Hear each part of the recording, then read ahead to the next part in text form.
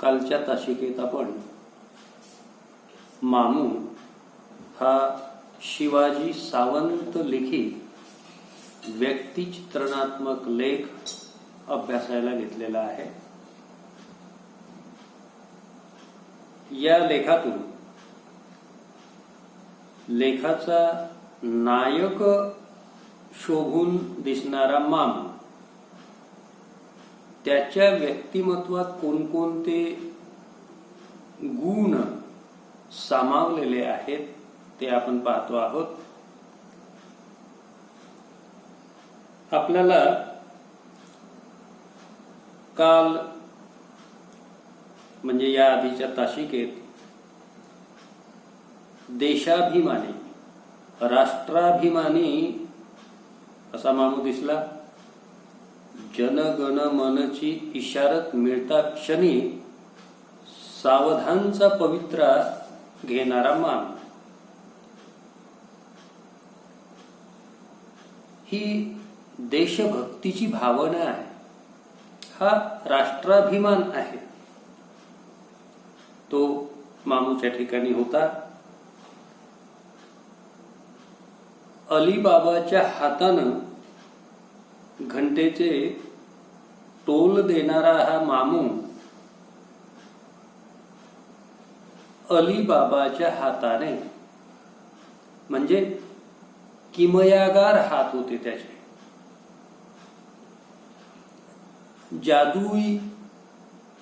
जादूमय असे हात, सफाईदार असे हात असलेला हा मामू.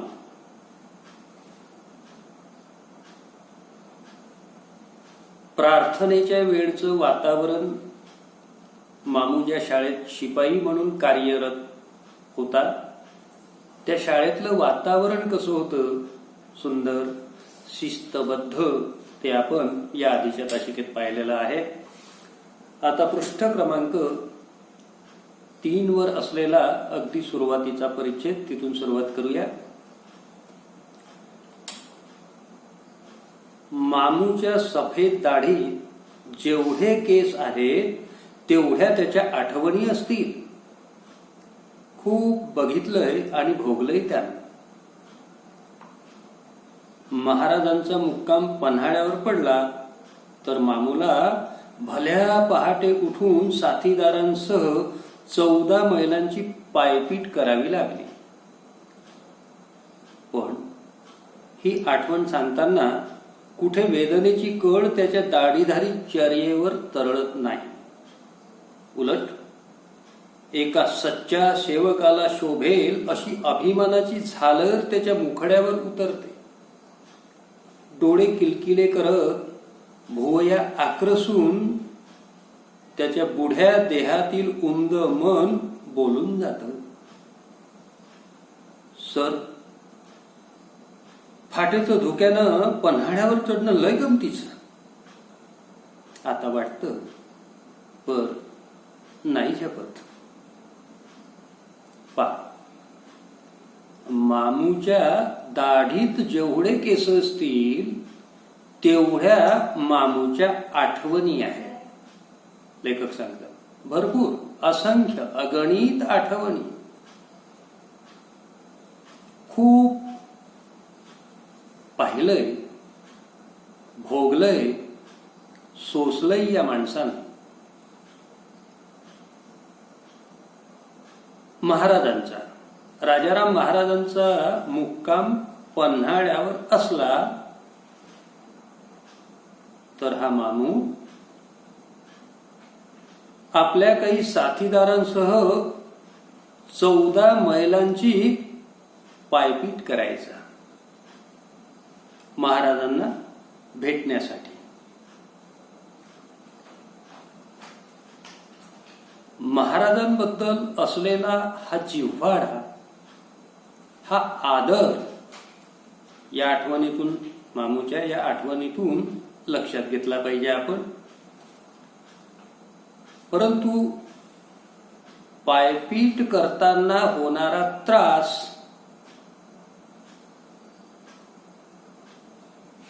चालण्याच्या वेदना, पडणारे कष्ट, त्याचं कुठलंही चिन्ह, कोणत्याही खानाखुणा ही आठवण सांगत असताना मामूच्या चेहऱ्यावर अजिबात दिसत नाही. उलट एखाद्या सच्चा प्रामाणिक सेवकाला शोभेल अशी अभिमानाची झालर त्याच्या मुखड्यावर तरळून जाते. अभिमान कशाबद्दल, कोणाबद्दल? महाराजांबद्दल. आणि म्हणून मग ती 14 मैलांची पायपीटही कष्टवत राहत नाही, आनंददायी वाटायला लागते मामूला. आता डोळे जरी मामूचे किलकिले झाले असले तरी,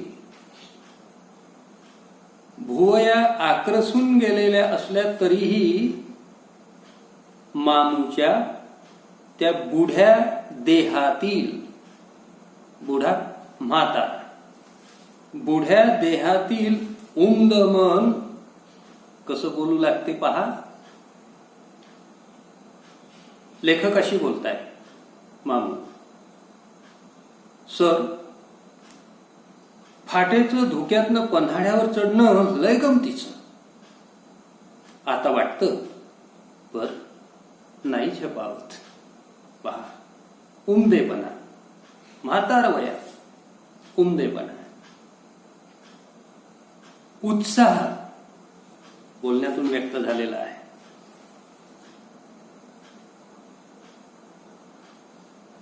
धुकं पडलेलं, थंडीचे दिवस आणि अशा प्रतिकूल परिस्थितीत 14 मैल पायी पायी भेटायला जाणं पन्हाळ्यावर महाराजांना.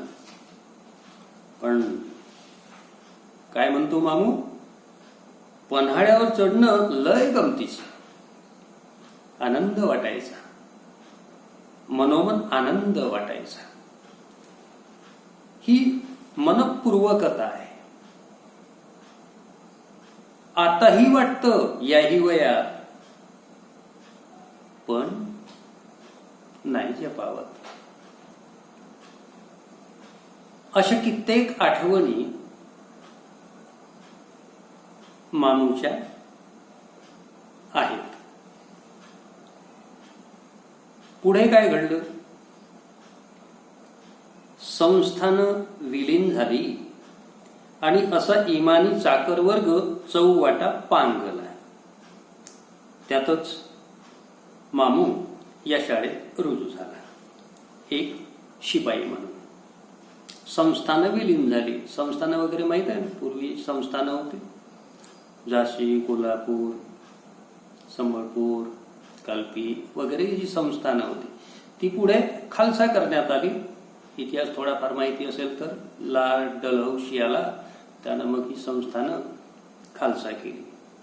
संस्थानं विलीन झाली आणि परिणाम काय झाला? असा इमानी चाकर वर्ग चौवाटा पांगला. असा इमानी कसा? या मामूसारखा इमानदार मामू इथून लक्षात घ्यायचा आहे आपल्याला. त्याच्या ठिकाणी असलेला महत्वपूर्ण गुण इमानदार. हा चाकर वर्ग चौवाटा पांगला, जिकडे तिकडे गेला, रफादफा झाला. कशाचा परिणाम? संस्थानं विलीन झाल्याचा. मग पोट आहे म्हणून काही उद्योगधंदा करणं आहे, धडपडणं आहे. तर याच परिस्थितीत मामू एका शाळेत रुजू झाला. कोणत्या पदावर? शिपाई पदावर. आता मामूचं बाह्य व्यक्तिमत्व त्याचा पोशाख वगैरे, त्याचं राहणीमान वगैरे कसं होतं ते पाहू.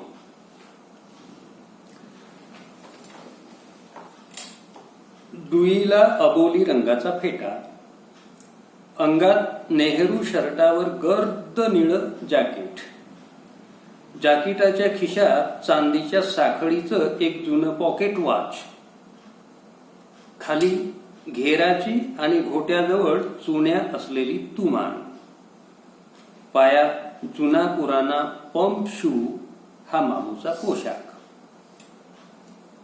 पोशाख कसा होता, वेश कसा होता, सोपा आहे हे सगळं. डुईला डोक्याला अबोली रंगाचा फेटा असायचा.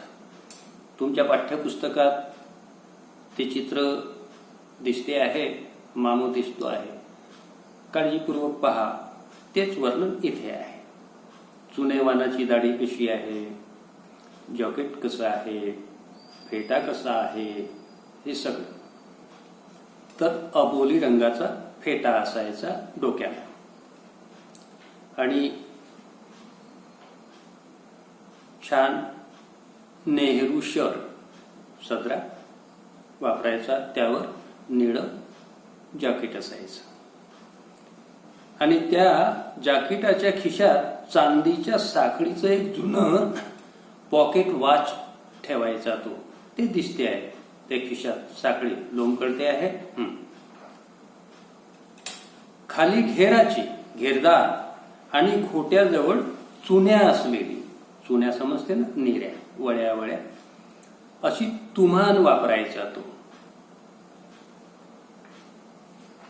पायजम्यासारखं पण निमुळत होत गेलेलं खाली, आणि पायात जुना पुराणा पंच. अशा पद्धतीचा मामूचा पोशाख होता. शाळेत तो शिपाई आहे, पण शाळेबाहेर तो बहुरूपी आहे. पहा कसं विधान केलं लेखकांनी. शाळेत तो शिपाई आहे, पण शाळेबाहेर तो बहुरूपी आहे. बहुरूपी, बहु अनेक, रूप. हे अनेक रूप कसे आहेत, कसे होते पहा. कुठं फळांच्या मार्केटमध्ये एखाद्या बागवानाच्या दुकानावर घटकाभर बसून त्याचं दुकान चालव, तो हातावर ठेवेल ते अल्लाची खैर म्हणून आपलंसं कर. कुठं एखाद्या मुस्लिम अधिकाऱ्याच्या बच्चा बच्चीला उर्दूची शिकवण दे. एक ना दोन नाना तऱ्हेचे उद्योग मामू करतो. बहुरूपी. शाळेत शिपाई, शाळेतलं रूप शिपायाचं. पण शाळेबाहेर कसा जगायचा मामू, कसा वागायचा मामू, त्याची रूप वेगवेगळी असायची. गेला कुठे बाजारात, एखाद्या फळवाल्याच्या दुकानातच बसायचा, घटकाभर तिथे बसायचं. तो इकडे तिकडे गेला आहे किंवा असेल तिथे तरीही घटकाभर थोडा वेळ त्याचं दुकान सांभाळ, असं सांभाळायचं. मोबदल्यात त्या दुकानदारानं काही दिलंच तर अल्लाची खैर, त्यानं दिलेला प्रसाद म्हणून स्वीकारायचं. तर कुठं एखाद्या मुस्लिम अधिकाऱ्याच्या बच्चा बच्चीला उर्दूची शिकवण देत असायचा माणूस. हे काम करायचं, म्हणजे पडेल ती काम तो करायचा. कधी फळ विक्रेता म्हणूनही भूमिका निभावतो, तर कधी उर्दू शिकवणारा शिक्षक म्हणूनही जबाबदारी पार पाडतो. बहुरूप आहे. शाळेत शिपाई.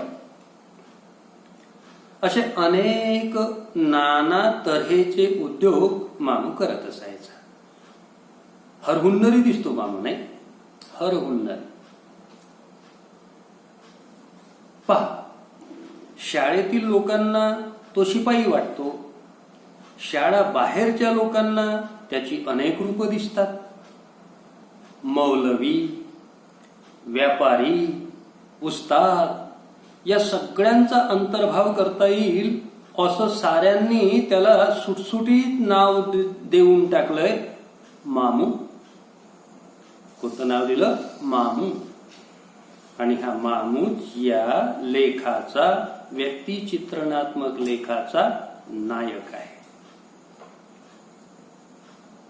ह्या वेगवेगळ्या भूमिका तो निभवायचा. बहुरूपी शब्द गेला ना त्याच्या संदर्भातला. कोणाच्या संदर्भातला? मामूच्या. कधी मौलवी म्हणून दिसतो कोणाला, कोणाला व्यापारी दिसतो, कोणाला उस्ताद दिसतो, वस्ताद. आणि या सगळ्यांचं मिश्रण असलेलं असं मग नावच देऊन टाकलं गावकऱ्यांनी. कोणतं? मामू. अगदी प्रेमानं, आपुलकीनं मामू म्हणायची सगळी मंडळी या शिपायाला. आता लेखक त्यांचा अनुभव सांगताहेत. पहा कसा आहे अनुभव. 10 वर्षांपूर्वी मी या शाळेत रुजू झालो तेव्हापासून या माणसाला जवळून पारखत आलोय. गरीब माणसानं किती आणि कसं हुशार असावं याचा मामू एवढा मासला मला काही बघायला मिळालेला नाही. पहा, पहिल्याच याच्यातून सांगितलं. गरीब माणसानं, माणूस गरीब, दोन्ही अर्थानं गरीब मामू. परिस्थितीनंही गरीब, शिपाई आहे. दुसरं महत्वाचं काय? स्वभावानं सुद्धा अगदी गरीब. हा अर्थ जास्त महत्वाचा आहे मामूच्या व्यक्तिमत्वात दडलेला. तो इथून लक्षात. गरीब माणसानं किती आणि कसं हुशार असावं म्हणजे काय? की मामू गरीब असला तरी फार फार हुशार होता. मामू सारखा गरिबीतला हुशार माणूस दुसरा नाही. असा मासला दुसरा बघायला मिळाला नाही असं लेखक म्हणतात. मासला, नमुना, उदाहरण. छान. अत्यंत गरीब स्वभावाचा हा मामू लेखकाला वाटलेला आहे. लेखकाला आलेला अनुभव आहे. कोणाबद्दलचा? मामूबद्दलचा. पुढे काय सांगतात लेखक मामूच्या संदर्भात? मी मामूच्या घरी गृहप्रवेशाच्या कार्यक्रमाला गेलो. त्याची कर्तबगारी बघून खूप समाधान वाटलं. मामूनं केलेल्या कष्टमय चाकरीचं फळ म्हणून असेल, पण त्याची सगळीच मुलं गुणवान निघालीत. पैसा कमावतात म्हणून माज नाही, पैसा कमावतात म्हणून माज नाही. बापाचा शब्द त्यांच्या लेखी शेवटचा शब्द आहे. तो कधी खाली पडत नाही.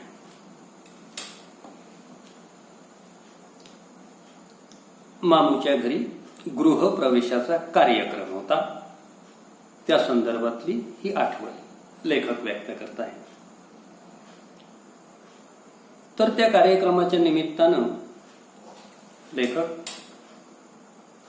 मामूकडे गेले. तेव्हा काही गोष्टी लक्षात आल्या. मामूची कर्तबगारी लेखकाच्या लक्षात आली. फार कर्तव्य कठोर असलेला असा माणूस होताच तो. आपण पाहिलं, सुरुवातीला सांगितलं मी ते गुण.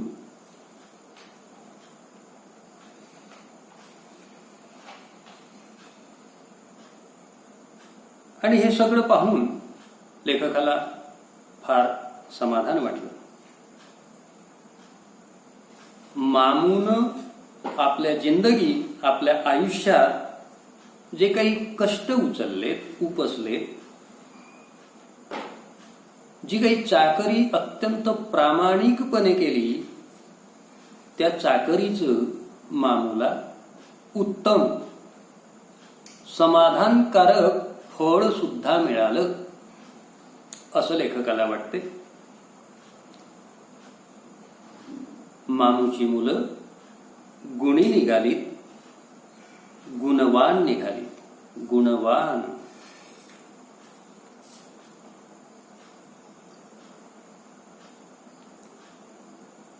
आपापल्या पद्धतीनं पोट भरू लागलेत मुलं सुद्धा, पैसा कमावू लागलेत. पण महत्वाचं काय, पैशाचा कुठे माज आलेला नाही, मस्ती चढली नाही. बापाचा शब्द त्यांनी कधी खाली पडू दिला नाही. बापानं केलेली आज्ञा मुलांनी नेहमीच पाळली, शिरसावंद्य मानली. फार महत्वाचं आहे. पैसा मिळायला लागला की आपण आपल्या अवतीभोवती या समाज व्यवस्थेमध्ये पाहतो, गरमी चढते, जरा माज येतो, उन्माद, श्रीमंतीचा, पैशाचा. सगळेच असे असतात असं मात्र नाही, पण भरपूर उदाहरणं असे दिसतात. काय ताठा, काय तोरा आपण पाहतो, अनुभवतोय. इथे नाही, असं नाही. परिस्थितीची कायम जाणीव ठेवून जगणारा मामू आणि त्याची मुलं, त्याचं कुटुंब हे असं सुंदर दिसते आहे. मुलंही आजकाल गुणवान निघणं जे भाग्यच पाहिजे त्यालाही, असं म्हणायला हरकत नाही. सगळंच ते हो सगळ्यांजवळ, पण मुलं वाटेल तशी जगणारी, आई वडिलांच्या शब्दांच्या पलीकडली असली तर कसं. ही मोठी संपत्ती, सुंदर संपत्ती, श्रेष्ठ संपत्ती मामूला इथे लाभली. कशाचा उल्लेख केला मी संपत्ती म्हणून? मामूच्या गुणवान मुलांचा. ही सर्वश्रेष्ठ संपत्ती आहे. पण आपण पैशालाच संपत्ती मानायला लागलो, पैशानंच सारं बिघडतही चाललं. ही संपत्ती महत्वाची, हिचा सांभाळ नीट करता आला पाहिजे. या संपत्तीचा हे सांभाळता आली पाहिजे. अलीकडे हीच खंत आहे अनेकांची. मार पैसा कमावतात, मुलं मोठी झाली, पैसा कमवू लागली, आणि ज्या आई वडिलांनी, माय बापांनी आपल्यासाठी खस्ता खाल्ल्या, त्यांना पार विसरून गेलेली मुलंही दिसतात. दुर्दैव आहे. होत नाही सांभाळ त्यांचं. हातच्या फोडासारखं ज्या मुलांना जपलेलं असते आई वडिलांनी, ती मुलं आई वडिलांचा मान सन्मान राखत नाही, आदर करत नाही, उलट छळतात त्यांना. वर्तमानपत्र वाचत असाल, अधूनमधून अशा हृदयाला चिरत नेणाऱ्या बातम्या वाचायला मिळतात. दुर्दैव आहे. तर मग उपयोग काय आपल्या जवळ असलेल्या संपत्तीचा? उपयोग काय? म्हणून ही संपत्ती नीट सांभाळता आली पाहिजे. लक्षात घ्या बरोबर. नीट काळजीपूर्वक मन लावून ऐका, विचार करा. कसे होते मग मामूचे मुलं? गुणवान. आपलं काय? ज्यानं त्यानं विचार करावा, स्वतः ठरवावं. आपण कोणाचे तरी लेकरं आहोत. ज्यांचे आपण लेकरं आहोत त्या आपल्या आईबापांबद्दलच्या आपल्या जबाबदारी कोणत्या, आपलं कर्तव्य काय, आतापासून जरा लक्षात घेणं गरजेचं आहे. पहा, ते कळते तुम्हाला, कारण मोठे झालेले आहात, युवक भारती शिकत आहात, युवावस्थेत आहात, युवक झालेले आहात, म्हणजे विचार करता येत असेल नक्की. पहा, मामू, त्याची गरिबीची परिस्थिती आणि त्या परिस्थितीत मामूच्या घरात वाढलेली मामूची गुणवान मुलं, त्यांचा विचार करा. आपण कुठे आहोत कोणाला सांगायची गरज नाही, मनातल्या मनात जरा विचार करायचा. संस्कार मिळतात भाषेतून. केवळ परीक्षापुरती भाषा शिकायची नसते. तिथून काय बोध घ्यायचा तेही कळलं पाहिजे. सुंदर बोध आहे यातला. संस्कार कसे उचलायचे, कसे टिपायचे, वेचता आले पाहिजे. आणि ते वेचलेले संस्कार मग इथे हृदयात जपून सांभाळून ठेवता आले पाहिजे. असं झालं ना तर आपलं प्रत्येकाचं व्यक्तिमत्व खुलून दिसेल. खऱ्या अर्थानं माणूस म्हणून आपण जगलो, वागलो, याचा पुढे आनंद होईल. मामूला होऊन राहिला ना, झालं की नाही?